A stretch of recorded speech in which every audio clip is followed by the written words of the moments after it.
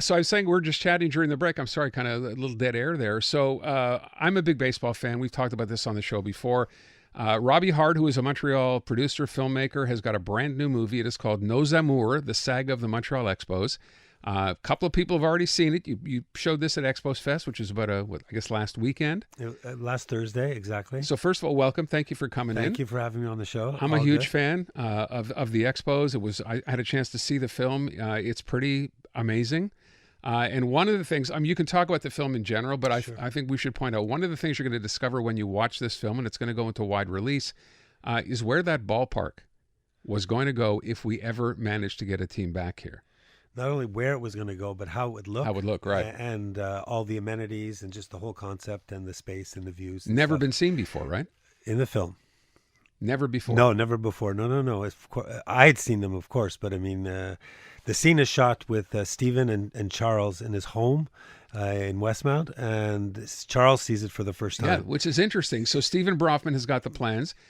We're all seeing this for the first time as Charles Brofman, who, of course, brought the team here, is seeing this. Yeah, exactly. That's so crazy. It's great. It's two generations, father to son, the founder to the, let's say, maybe savior, potential savior, Stephen to Charles, and we use those. That scene becomes a way to integrate the renderings and the drawings. I guess a dumb question is, what led you to do this? You're obviously a huge fan, and obviously we're an Expos fan. So to get this all done, there's a lot of work in here. You go all the way back to 1969.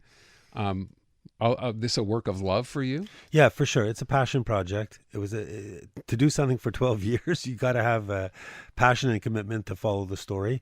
It's my love affair with Montreal. Really, it's not so much like I'm a hardcore baseball fan. The Expos are a big part of Montreal's social, cultural, economic life. And the fact that they're gone, and the fact that there's nothing that's really been done properly about who they were and what they represented, and the resurrection story, or the rebirth story of trying to bring them back. So there's really two films happening within one film. You've got the biblical sort of the whole ball of wax story, all the great moments in Expos history, all the great characters and players, and you've got this contemporary 10-year story about trying to bring them back. Right. And the film sort of dances with between the two narratives. So for you, for someone who's been working on this, as you just said, for so many years, what did you find out in doing this and researching this and putting it together that surprised you the most? That's a really good question. No one's asked me that question. Way to go. I think the love affair between in the Bronfman family for this team. I mean, yes, I knew about it, but I'd never really gotten that close with Stephen. I mean, I did get close with Stephen, and I realized how deep it runs in his veins, type of thing. That's a big takeaway for me, and I think the whole movement, because it's not just him. There was a lot of other people involved. Montreal business people, and media and other city politicians and such. So, I got close to a lot of people who really wanted to see this happen.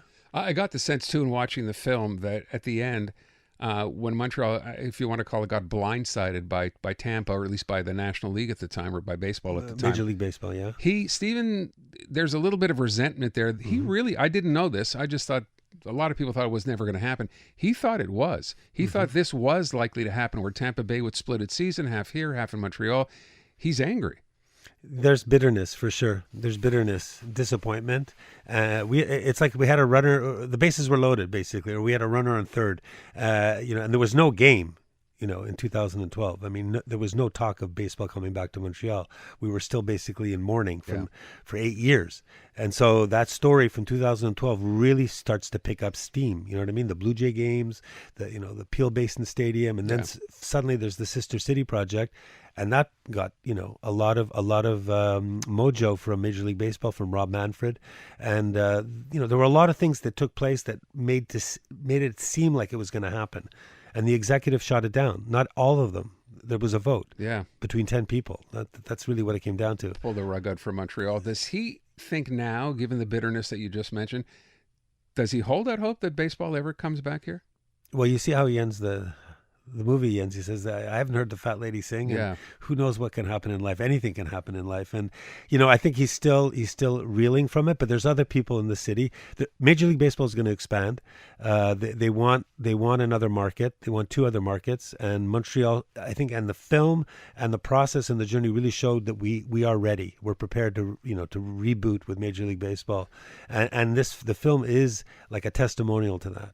You've had a couple of screenings already. I'm just wondering, you're obviously sitting there watching as the guy who put this together. You're watching audience reaction. Are there moments in the film where there's like an aha moment or like a gas moment? Well, there's the reveal of the stadium pictures definitely has the whole room in like, oh my God, Yeah. this would have been so damn beautiful. And there are many humorous moments in the film. Because all the characters, I mean, there's a lot of characters. Terry Mosher's in the film, Alain Choquette, Pierre Boivin. You know, there's a Rusty Staub scene. There's the Gary Carter scene. There's the '94 team. There's the '81 team. There's a lot of history in it. There's '69. You know, Charles, Stephen. There's a lot of great people in the film, and there's a lot of a lot of heart. No pun intended, Robbie Hart. But there's a lot of heart in the film and a lot of humor. People want to see it. Now you're going to go into release. Where's the chance to see this? Well, Cinéma Beaubien and Cinéma du Musée and Cinéma du Parc. That's like a trio there. Okay. The film will be at Cinéma Beaubien and Cinéma du Musée. It's at 2 Guzzo screens as well, one in Saint Laurent and one in Laval. And it's at the Cavendish venue. There's a Cavendish. Which is a great venue, by the way. It's a great venue, and there's a lot of Expos fans around Cavendish as well. So that's going to be playing there for a whole week. All of this is starting on May 3rd. Okay. Yeah. Can you Friday go on- night, Yeah. Friday night, I will be with Bill Lee and with Terry Mosher at the Cinéma du Musée. It's a 7:00 screening. Wow. Yeah, and we'll that's be great. there 2 hours before the film, and we'll be there after the film as well. Can people go online somewhere to just keep up to date with you? Do you have a site, a website? Yeah, well, there's Nos Amours. It's a hashtag Nos Amours. Just Nos Amours. Yeah, you'll find it. It's It is- there. it is Facebook, called- Twitter, and Instagram. Yeah. Nos Amours, the saga of the Montreal Expos. Robbie Hart, the film's a producer. Thank you so much for coming by. Thank you, Aaron. Love the movie. Great. 5:30, a little late. Let's get to news coming up next.